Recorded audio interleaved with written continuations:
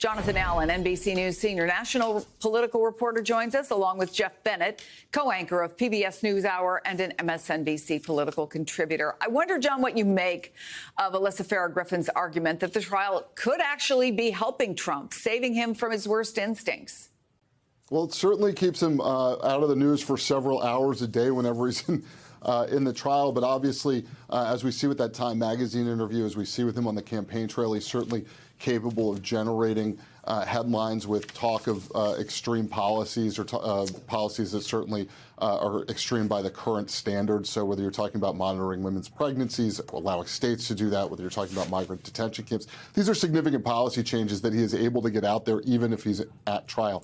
I think Alyssa Farah is right that there is a limitation on that by the fact that he is in trial. We're going to hear, obviously, with some of these violations, contempt issues with him violating a gag order. You know, he may be a little bit more kerned in as time goes on and what he's saying about the trial. And then the other thing, which I think is so fascinating, of course, is watching him during these protests and watching Joe Biden during these protests. It was just 4 years ago, obviously a very different issue, but the summer protests following the George Floyd killing in Minnesota, you had Trump in office dealing with protests. Now you have Biden in office dealing with protests. And what we heard from Joe Biden today, in some ways echoed Donald Trump. What we heard from Joe Biden repeatedly was the word law and the word order, or in some cases he said disorder, in a very short span of time, which sounds not too different from Donald Trump's law and order. And I think that indicates that Joe Biden is worried that, basically the persuadable middle and swing states will look at these college campus protests and what's going on there and blame the president in office if there is not a restoration of order. There is no doubt, Jeff, Trump has been trying to spin the campus unrest to his advantage. Just yesterday at a Wisconsin rally, here it is. When you see that video of raging lunatics and Hamas sympathizers at Columbia and other colleges, no, but when you look at it, I say, where did these people come from?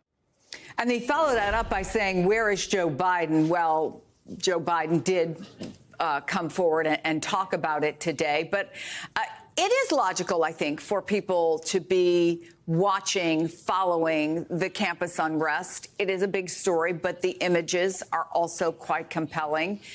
How much danger do you think there is, Jeff, for Joe Biden, and how much of an opening for Donald Trump? Yeah. Well, we've seen President Biden, Chris, really try to calibrate his approach between denouncing anti-Semitism, denouncing violence on campus, but also defending the students' right to protest. And that's precisely what he said in his comments earlier today. I will tell you that campaign aides with whom I've spoken about this don't see a big risk to the president's political standing, at least not yet. And that's because they say these students who are actively demonstrating across campuses across the country, that they really represent a subsection of the electorate. And then if President Biden has any issues with younger voters right now, the humanitarian catastrophe in Gaza and the U.S. approach to it, that's not the chief concern. What remains the chief concern among younger voters is economic issues, the high cost of living, all of that. And what we're also not seeing these demonstrators protest against President Biden himself directly. The next big test, of course, will be for President Biden when he is in Atlanta speaking at my alma mater, Morehouse College, for that commencement in a couple of weeks' time.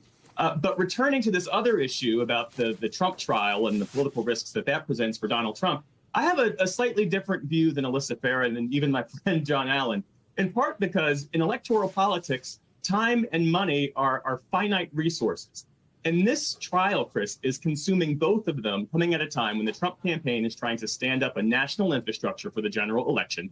And as President Biden is seeing his poll numbers improve in some places. And so just on the money, looking at the FEC filings for March, there was a super PAC tied to the Trump campaign, linked to the Trump campaign that supports it, that spent $3.7 million in Trump legal fees. $3.7 million is the same amount of money the Trump campaign spent on Donald Trump running for president over that same period of time. Can I interrupt you for just a second, Jeff?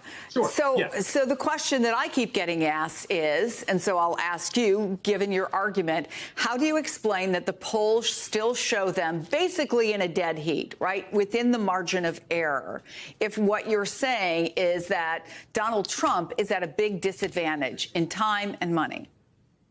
Well, I think it presents a risk. If this election comes down to the 8 to 10% of independents who are left in this country, to have all of these tawdry details come out day after day after day, that presents a huge risk to Donald Trump's standing with independent women, women across, who live in the suburbs. And so that's the risk. And so there's the risk with the time and with the money. He has to be in court 4 days out of the week with the court going dark on Wednesday. We saw him yesterday in Michigan and Wisconsin. And this approach of trying to talk to reporters on his way in and out of the court, that over time could have diminishing returns. And one of the ways we know that is because just yesterday he tried to fit in 2 rallies in 2 swing states. So it really has more to do with the risk, even if it's not showing up just yet in the polls. John Allen, Jeff Bennett, thank you both.